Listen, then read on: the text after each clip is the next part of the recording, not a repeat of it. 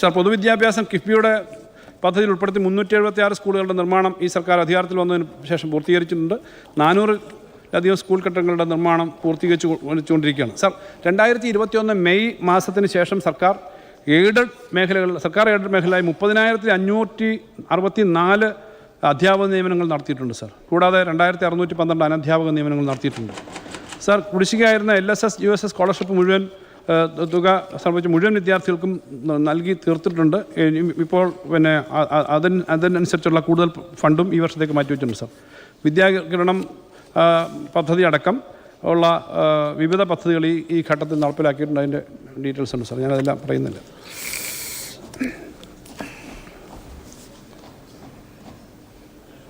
Sir, barrier free എടുത്തു പറയേണ്ടതെന്ന് വെച്ചാൽ ബാരിയർ ഫ്രീ സ്കൂൾ സൗകര്യത്തിനായിട്ട് 10 കോടി രൂപ വെക്കുന്നുണ്ട്. സർ, കേരളത്തിലെ അക്കാഡമിക് വിവിധ ഘടകങ്ങൾ ചേർന്ന അക്കാഡമിക് വികസന പദ്ധതിക്കായി 37.8 കോടി രൂപ വകയിരുത്തുന്നു. വിദ്യാർത്ഥി കേന്ദ്രീകൃത പദ്ധതിക്കായിട്ട് സ്കൂളിൽ 44 കോടി രൂപ വകയിരുത്തുന്നു. സൗജന്യ സ്കൂൾ യൂണിഫോം പദ്ധതിക്കായി 150.34 കോടി രൂപ വകയിരുത്തുന്നു. മാനസിക വെല്ലുവിളികൾ നേരിടുന്ന കുട്ടികൾക്ക് പരിചരണം നൽകുന്ന സ്ഥാപനങ്ങൾക്ക് സാമ്പത്തിക സഹായം നൽകുന്നതിനായി 62 കോടി രൂപ വകയിരുത്തുന്നു. കൈറ്റിൻ്റെ പ്രവർത്തനത്തിനായി 38.5 കോടി രൂപ വകയിരുത്തുന്നു.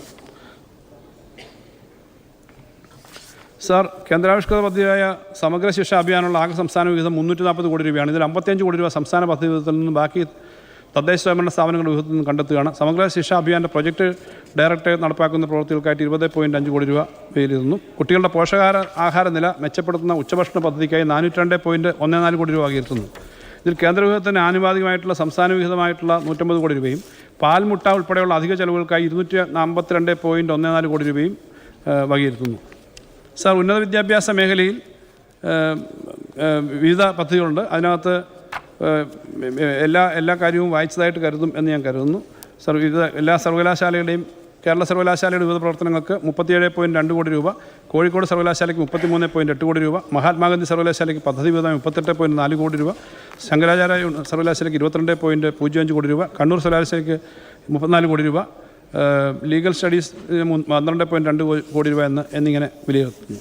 സർ, തുഞ്ചത്തെഴുത്തച്ഛൻ മലയാളം സർവകലാശാലയുടെ കെട്ടിട നിർമ്മാണം, വിദ്യാർത്ഥികൾക്കായിട്ട് ഹോസ്റ്റൽ നിർമ്മാണം തുടങ്ങിയ വിവിധ പ്രവർത്തനങ്ങൾക്ക് 11.35 കോടി രൂപ വകയിരുത്തുന്നു.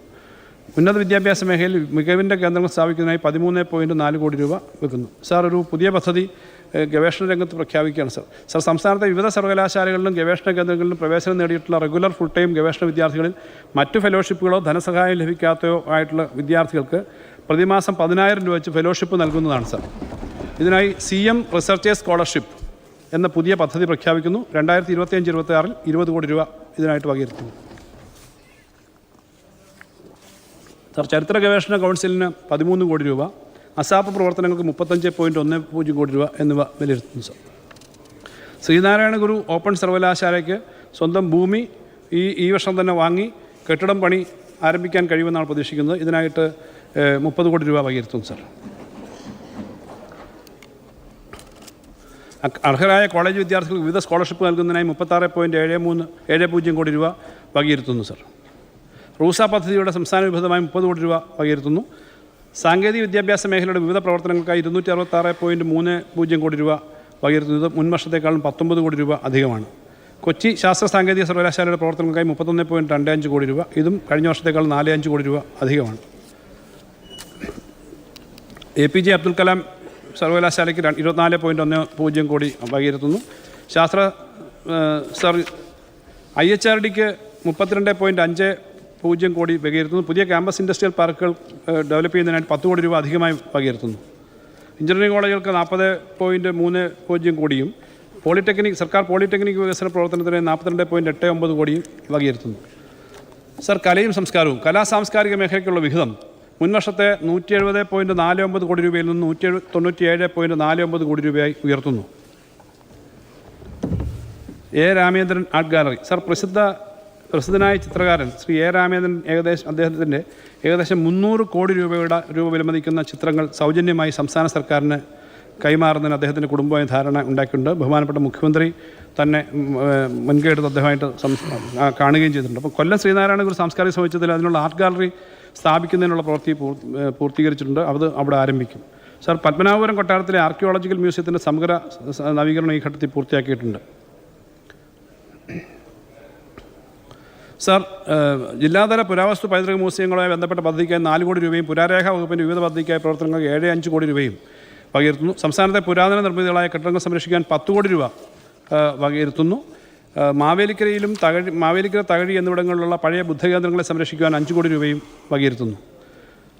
കാഴ്ചബംഗ്ലാവുകളുടെയും മൃഗശാലകളുടെയും പ്രവർത്തനത്തിനായി 28.3 കോടി രൂപ വകയിരുത്തുന്നു. AKG മ്യൂസിയത്തിൻ്റെ പ്രവർത്തനത്തിന് 3.50 കോടി രൂപ വകയിരുത്തുന്നു. സർ, ശ്രീമൂലം അസംബ്ലിയായി പ്രവർത്തിച്ചിരുന്ന അയ്യങ്കാളി ഹാൾ പഴമയും പാരമ്പര്യവും നിലനിർത്തി ആധുനിക രീതിയിൽ നവീകരിക്കുന്നതിന് 1 കോടി രൂപ അനുവദിക്കുന്നു. സർ, തിരുവനന്തപുരത്ത് തെരുവുകളിൽ നടപ്പിലാക്കിയ ആർട്ടീരിയ പദ്ധതി മറ്റ് നഗരങ്ങളിലേക്ക് വ്യാപിപ്പിക്കുന്നതിനായി 2 കോടി രൂപ വകയിരുത്തുന്നു. സർ, തൃശ്ശൂർ പൂരനഗരിയിലെ പ്രധാന കേന്ദ്രമായിട്ടുള്ള തേക്കിൻകാട് മൈതാനത്ത് അടിസ്ഥാന സൗകര്യ വികസനത്തിനായി 5 കോടി രൂപ അനുവദിക്കുന്നു. സർ, കൊല്ലത്ത് ഹിസ്റ്ററി ആൻഡ് മാരിടൈം മ്യൂസിയം സ്ഥാപിക്കുന്നതിന് 5 കോടി രൂപ വകയിരുത്തുന്നു. സംസ്ഥാന ചലച്ചിത്ര വികസന കോർപ്പറേഷന് വിവിധ പദ്ധതികൾക്കായിട്ട് 21 കോടി രൂപ വകയിരുത്തുന്നു. സർ, സംസ്ഥാനത്തെ തിയേറ്ററുകളിൽ ടിക്കറ്റിംഗ് സംവിധാനം നടപ്പിലാക്കുന്നതിനായി അതിൻ്റെ പ്രവർത്തനങ്ങൾ ഇപ്പോൾ നടക്കുകയാണ്. അതിൻ്റെ ഭാഗമായിട്ട് ആദ്യഘട്ടമായിട്ട് 2 കോടി രൂപ സംസ്ഥാന ചലച്ചിത്ര വികസന കോർപ്പറേഷന് വകയിരുത്തുന്നു. സർ, കേരള ചലച്ചിത്ര അക്കാദമിക്കായിട്ട് 14 കോടി രൂപ വകയിരുത്തുന്നു. 5 ബാലഭവനുകളുടെ സൗകര്യ വർധനയ്ക്കായിട്ട് 5 കോടി രൂപ വകയിരുത്തുന്നു. കലാമണ്ഡലം കൽപ്പിത സർവകലാശാലയ്ക്ക് 11.5 കോടി രൂപയിൽ ചെലവിൽ മണക്കുളം മുകുന്ദരാജ സ്മാരക അക്കാദമിക് ബ്ലോക്ക് നിർമ്മിച്ചു കഴിഞ്ഞു. സർവകലാശാലയ്ക്ക് 24.5 കോടി രൂപ വകയിരുത്തുന്നു. സംസ്ഥാനത്തിൻ്റെ തനതായ സാംസ്കാരിക സവിശേഷതകൾ സംരക്ഷിക്കുന്നതിനും പ്രചരിപ്പിക്കുന്നതിനുള്ള പ്രവർത്തനങ്ങൾക്കായി സാംസ്കാരിക ഡയറക്ടറേറ്റ് 30 കോടി രൂപ വകയിരുത്തുന്നു. യുവകലാകാരന്മാരെ പ്രോത്സാഹിപ്പിക്കുക, പ്രാദേശിക സാംസ്കാരിക വികസനം പ്രോത്സാഹിപ്പിക്കുക എന്നീ ലക്ഷ്യങ്ങളോടെ നടപ്പിലാക്കി വരുന്ന യുവകലാകാരന്മാർക്കുള്ള വജ്ര ജൂബിലി സ്കോളർഷിപ്പ് പദ്ധതിക്കായി 13 കോടി രൂപ വകയിരുത്തുന്നു. ഇതിൽ 4.55 കോടി രൂപ വനിതകൾക്കായിട്ട് നീക്കിവെക്കുന്നു.